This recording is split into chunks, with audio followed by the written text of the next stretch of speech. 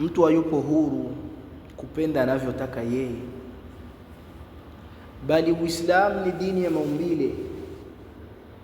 Umewachagulia Waislamu ni watu gani watakao wapenda na ni watu gani watakao wachukia, na mioyo ni hivyo hivyo.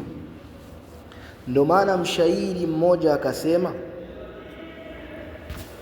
in kunta hurran, ikiwa upo huru.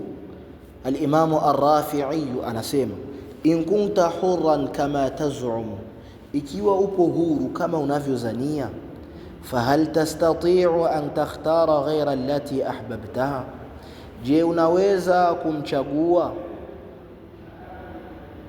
kinyume na ambayo unayempenda? Tia alama ya kuuliza. Yani dini yetu ya Uislamu inawafikiana na maumbile ya mwanadamu. Mwanadamu hawezi kumchagua isipokuwa yule anayempenda. Basi kwa sababu hiyo dini ya Uislamu ikatuwekea ni nani utafaa kumpenda na nani utafaa kumchukia. Ndio maana imekuja katika sunna, ukimpenda mtu umwambie. Ukimpenda mtu umwambie. Na ushahidi wa hilo ni hadithi aliyoipokea Anas ibn Malik.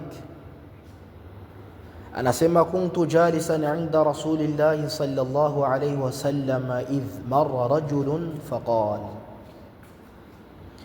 nimekuwa nimeketi mbele ya mtume wa Allah sala na salam ziwe juu lake, punde akapita mtu.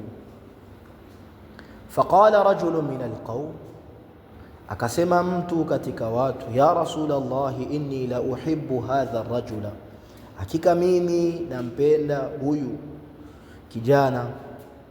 Qala hal a'lamtahu dhalik, mtume akasema, je, umemjuza hilo? Qala la, yule mtu akasema hapana. Faqala, akasema mtume wa Allah, qum fa'alimhu, simama na umjuze hilo. Qala faqama ilayhi, akasema nikasimama kumwendea. Faqala, nikasema ya hadha, wewe, wallahi namwapa Allah, inni la uhibbuka fillah, hakika mimi nakupenda wewe kwa ajili ya Allah. Qala, akasema yule aliambiwa, ahabbaka alladhi ahbabtani la, akupende wewe ambaye umenipenda kwa ajili yake. Huyu mlango ni mlango wa mwanaume kumwambia mwanaume mwenzake, kwa kukopea fitna na asitokee ufisadi baina ya shabab.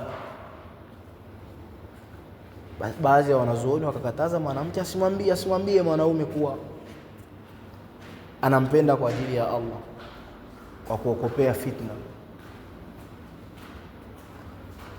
Pia hivyo hivyo mwanaume asimwambie mwanamke, hata kama mwanamke atakuwa anajitahidi katika mambo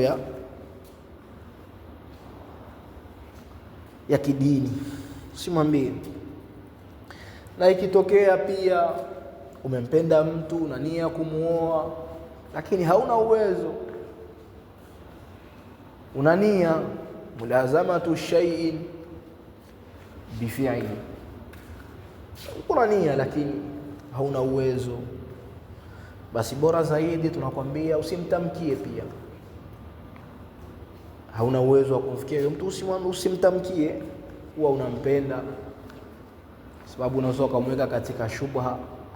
Wakati mwingine naye anakupendaga, usimwambie,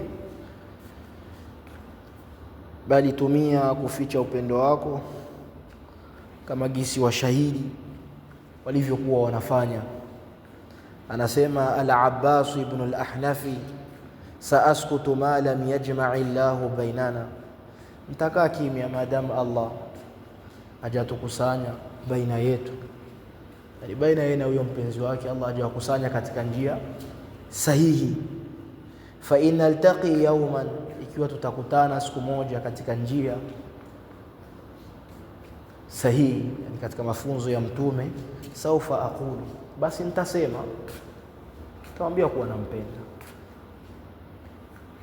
Lakini hauna uwezo, unajijua, hauna mali, hauna nini, lazimiana na kufunga.